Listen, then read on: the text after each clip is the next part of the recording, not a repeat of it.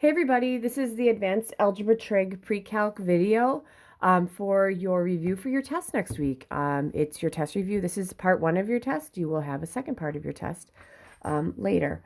All right, so first thing I'm going to just give you guys forewarning with is the fact that I wrote all the problems out first. And then if you want to do this, you may want to take this video and press pause and then write down the problems. All right?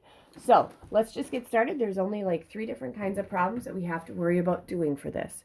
All right, so we're going to simplify 2x squared y to the 8th z to the negative 6 squared times 5x cubed z to the 7th, or I'm sorry, y to the 7th z to the 6th.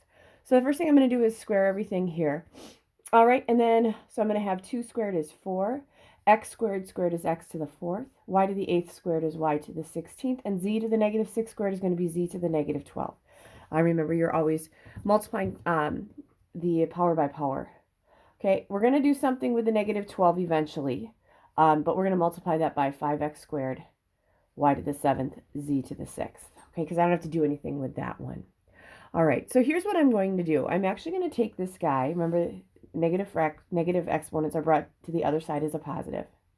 So that's z to the 12th. All right, so here's my answer. 4 times 5 is 20. In the event that I do have a fraction, let's put that fraction bar down. All right, so here we go. That is gone because I combined that. Okay, x to the 4th times x squared is x to the 6th. All right, so let's move on to the y's. I have a y to the 16th times y to the 7th. That's going to be y to the 23rd. And a z to the 6th over z to the 12th. These 6 z's divide out with 6 on the bottom, leaving me with z to the 6th on the bottom. And that is my answer. All right? All right, next thing I got to do is I'm going to take this fraction here and I'm going to raise it to the 2nd power. So I'm going to start with raising all the exponents. Remember, power to power, we multiply. So this is going to be, actually, no, I'm not going to multiply by all the powers. I think I can make it easier by just changing this guy on the inside. So I'm going to square everything, but I'm going to simplify the inside. This negative 6 would go up and be x to the 6th. X to the 6th times x squared is x to the 8th.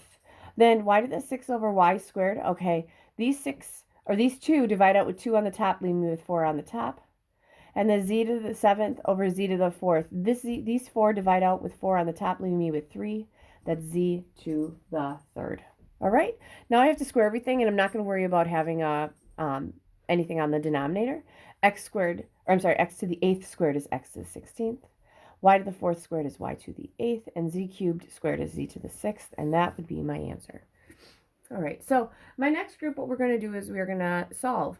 So you have a variety of these, and what we want to do is we want to get it so that we don't have fractions or decimals because they're nasty. And then a wide variety of these, what you're going to do is you are going to factor because it looks like I have some squares. All right, so the very first one, I don't want a 9 in the denominator or a 3. The magic number I can multiply by would be 9. So I'm going to multiply this by 9 over 1, and this guy also by 9 over 1. All right, when I do that in this guy, the 9's divide out, and I'm left with x squared minus 9 divided by 3 is 3. X times 3 is a 3x, and that's going to equal 2 times 9 is 18. All right, I'm going to subtract 18 so that I can actually factor this thing.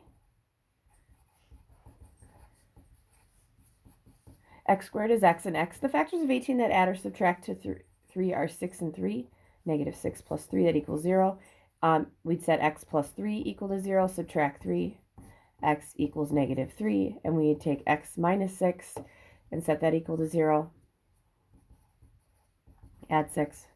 X equals 6. So those are my answers. Again, you do not need to do this part of it because, I'm sorry, we don't have to do this part of it because if I have the factored part, I know what you're doing. All right.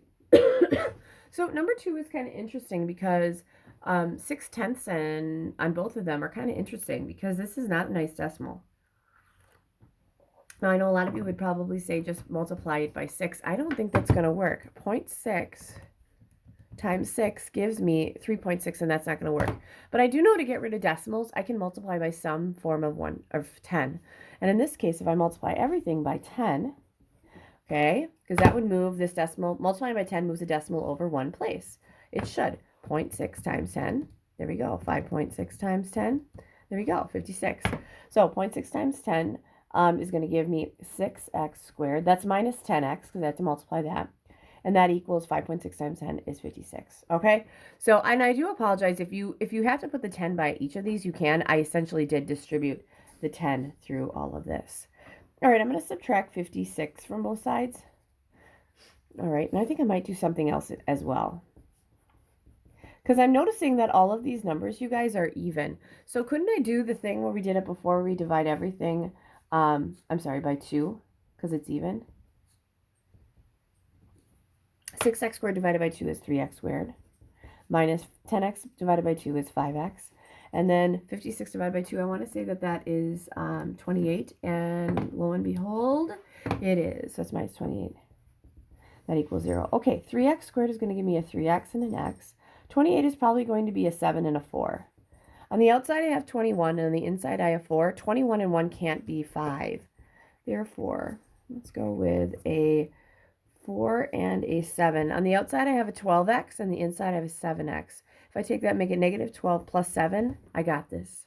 So I'm going to take 3x plus 7, set that equal to 0, and x minus 4, and set that equal to 0. Subtracting 7 and dividing by 3, I get x equals negative 7/3, and adding 4, x is going to equal 4. All right? Now, one thing to take note of, you guys, is when you have this equation that's set equal to 0, that means that your y is equal to 0, that you're actually finding the x-intercepts.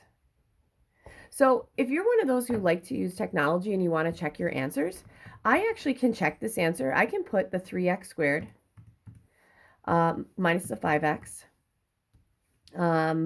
minus 28 in my calculator. Do a zoom 6. That'll get me a standard graph. Hopefully I can see it. Okay. And that should get me my 2 zeros. Now the one at 4 is pretty obvious. It's right here. And I can also look in the table, and there is one at 4, 0 right there. So that one checks. That makes sense. The other one is negative 7/3. Now, negative 7/3 is negative 2 1/3. It does look like it's past negative 2, that x-intercept, but I can't really say what it is exactly. So use your calculator, second trace. You're going to find that's what we call a 0, which is 2. We're going to go to the left of it. So you press, there we go. Going to the left is above. Press enter. You go to the right. It's below. Press enter. Negative 2.3 repeating, and that is what negative 2 1/3 is. So that's just a little note for some of you guys who are who want to use your technology to check your answers. All right, so the very last one that I have, you guys, is for this section is 80x squared plus 60x equals 20. You can do a couple of things first here, but I'm going to start by dividing by. I can divide everything by 20, you guys. So I'm going to have 4x squared plus 3x equals 1. I'm going to subtract 1 from each side. So I'm going to have 4x squared plus 3x minus 1 equals 0. Now, 1 is definitely going to be 1 and 1. I'm not going to use the factors of 4 that are 2 and 2, because if I put a 2 here and a 2 there, I'd get on the outside 2 and 2, and 2 and 2 is not going to give me 3. I'm going to use 4x and an x. Then on the outside, I have a 4x, and on the inside, I have a 1x. If I have a positive 4x minus a 1x, that's going to equal 0. So now I can take that 4x minus 1, set that equal to 0, or x plus 1, and set that equal to 0. If you can look at this, you guys, and say, oh, it's negative, it's positive 1/4, and negative 1, I'm good with that. But if you have to, you'd add 1, divide by 4, x is 1/4, which I just said.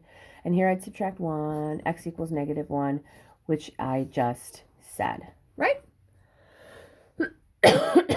So those are those two. All right, and my last group is solving some equations by elimination, substitution, and equal values, which I'm going to do equal values here. All right, so if y equals this and y equals that, wouldn't we say that this equals that? All right, so I want to get rid of the 5 and the 4 in the denominator. I don't want a denominator, so I would suggest coming up with a number that would divide out with both of them. The smallest one is 20, so I'm going to multiply this guy by 20. I apologize if you can hear my dog behind me, but she's actually being quiet, so I'm actually good with that. And this would be by 20 over 1. Speak of the devil, she's probably going to start to be naughty. All right, here we go. 20 divided by 5 is 4. 4 times 3 is 12 minus, oh, and there should be an x here. Sorry, I'm sorry, you guys, because there was an x here. It should be 12x. Minus 8 times 20 is 160. And that equals, this is going to be negative, so it's because that's negative. 20 divided by 4 is 5. Negative 1 times x times 5 is a negative 5x. And 6 times 20, that is plus 120. I'm going to add 5x to both sides.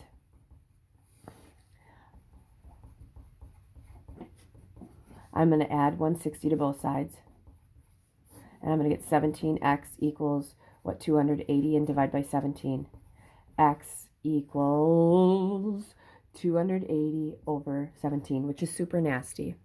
So what I'm going to do is I'm actually going to check this with my calculator, so I'm not going to have to do that complicated checking, you guys. But I'm going to put 280 over 17 in here. Keep in mind, I'm going to use my calculator. 280 divided by 17 is about 16.47058, and it goes on and on and on. All right, if I put that in here, let's say I'm going to go y equals 3/5 times 280 over 17 minus 8. Okay, that's what I'm going to do here. Okay, 280 times 3. Trust me, it is going to be 840. And that's over 5 times 17 is 85. Now, for space's sake, I know that the 8 has to be over 85. 8 times 85 is 680 because I need a common denominator there. That's what y is. So 840 minus 680 gives me 160. This is going to be 160 over 85. That's what my y is. 160 divided by 85 gives me about 1.88. And I put it right here, 1.882359, and it keeps going. All right. So that would be my point. I do need a coordinate. So when I solve this, hopefully I'll get 280 over 7 and then 160 over 185. All right, so checking this one in my calculator, because this one's, I want to check in my calculator because the numbers are so nasty. Y equals, we're going to go with 3/5 x minus 8, and then negative 1/4 x plus 6. And I'm going to graph that. All right, when I graph it, you guys, you can see the intersection I really can't see, so I want to see it. So I'm going to change my window and move my x's not to the right 10, but goes to the right 20, which makes sense because the x coordinate of the intersection was about 16.47. So there it is. So to find this intersection, I'm going to go second, trace, intersect is 5. There's only 2 curves here, so you can just press enter 3 times. 1, 2, 3. You'll notice it jumps. And 16.47058 is here, and then 1.883. Yeah, exact. That's exactly what I had. So I'm feeling really good about that. All right, the next one I'm going to do is x equals 3, y minus 7, and then I have 4y minus 5x equals 2. This one doesn't look too bad. We're going to use substitution. So I'm going to take this guy, and I'm going to put it in, sorry, for the x, not the y, because that's what x is. I did that once before. So I'm going to have 4y minus 5 times, my new x is 3y minus 7. All right, and that's going to equal 2. So I'm going to have 4y minus 15y minus 7 equals, this is going to give me 2. I just want to make sure I put that in there right. Oh, you know what I forgot to do? I forgot to do this minus 35, my bad. And it's negative 5 times 3y is negative 15. This is going to be plus 35. Sorry about that. 4 minus 15 is going to give me what? Negative 11y. That's plus 35, and that equals 2. Subtract 35.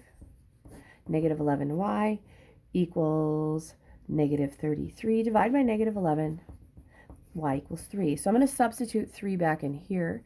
X is going to equal 3 times 3 minus 7. That's 9 minus 7. X equals 2. So it looks like my point here, you guys, is the point 23. Let's double check that in here. So if I'm checking it 4 times my y is 3, that's minus 5 times my x, which is 2. What's that going to be? So this is 12 minus 10 equals 2. That checks because it should equal 2, and I'm good with that. So I feel comfortable using my algebraic check on this one, not so much on that one just because it was nasty. All right, got to flip this around. I'm down to my last 2. X plus y equals 21, and 11x minus y equals 17. Well, it looks like I can use elimination, straight up elimination. All right, so I'm going to have 19x equals what? 38. Divide by 19. x equals 2. So I'm going to substitute in the top one and say 8 times 2 plus y equals 21.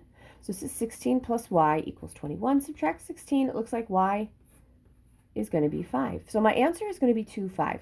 Let's check it in this guy because I used the top one to find the y. Let's substitute in here. So I'm going to have 11 times my x is 2 minus my y, which is 5. That's 22 minus 5. That equals 17. It's supposed to equal 17. That checks.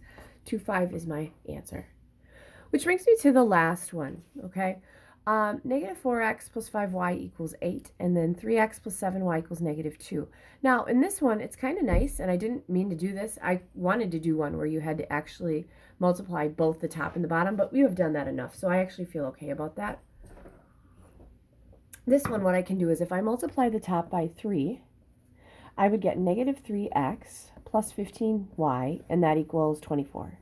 Now, the 3x's go away, so I got a 7y plus a 15y. That's 22y, and that's going to equal what? This is what? 22. Divide by 22, y equals 1. So if I put 1 in the top one, negative x plus 5 times 1 equals 8. Negative x plus 5 equals 8. Subtract 5. If negative x equals 3, wouldn't x have to equal negative 3? Yep. So that works. So I'd say my answer is negative 3, 1. So I'm going to substitute it back in the bottom to see if I get what I need. 3 times my x was negative 3, and then plus 7 times my y is 1. Well, this is negative 9 plus 7. That equals negative 2. I needed that to equal negative 2, and I'm good. All right? So that takes us through all the kinds of problems that you could see on your test. Minus, please make sure that you know how to do elimination when you have to multiply the top and the bottom equation by a number. All right, good luck.